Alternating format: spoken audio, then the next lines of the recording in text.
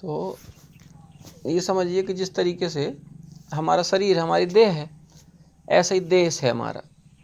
तो बगैर एक छोटी उंगली का भी काम पड़ता है, बड़ी उंगली का भी काम पड़ता है, अंगूठे का भी काम पड़ता है, और हर अंग का छोटा से छोटा भाग भी बहुत आवश्यक है, ये आप जानते हैं।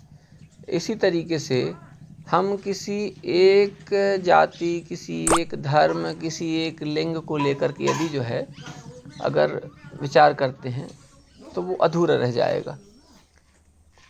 अब उसमें क्या है, अपन किसी भी पार्टी को देखें या किसी राजनीतिक दल की बात करें, यदि वो किसी एक जाति समूह को लेकर के चल रहा है, किसी एक धर्म को लेकर के चल रहा है, तो अभी उसमें कुछ कमी है।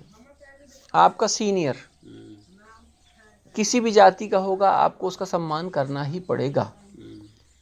आपके नीचे का जूनियर लेबर किसी भी जाति का होगा, आपको उससे काम कराते समय उसको जो है वेतन देना पड़ेगा, सम्मान जिस लायक होगा आपको देना पड़ेगा।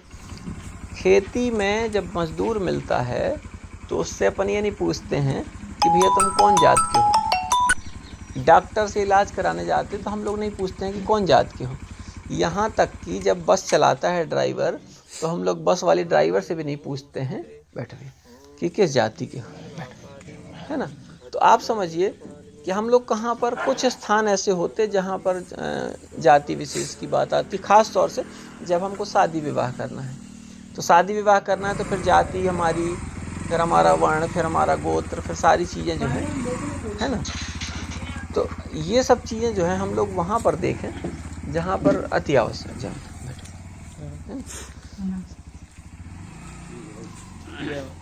तो उसमें, और अगर हम लोगों ने जरा सा भी इन सब चीज़ों में, आजकल तो आप देखिए कि विवाह अंतरजातीय होने लगे, ठीक है ना। तो अब हम लोग देखिए, मैं जिस पक्ष में हूँ उस पक्ष की बात कर रहा हूँ, मैं दूसरे का किसी का विरोध नहीं है मेरे को, वो क्या सोचता वो उसका चिंतन है। लेकिन मैं ये मानता हूँ कि सूर्य, चंद्रमा, धरती, नदियाँ, ये बिना किसी भेदभाव के अपनी ऊर्जा सबको दे रही हैं जी।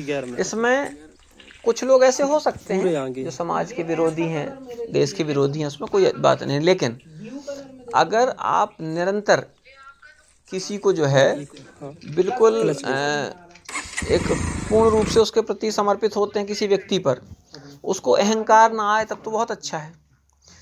तो इसलिए कहीं ना कहीं थोड़ा थोड़ा यदि जो है बीच बीच में परखते रहें, विचार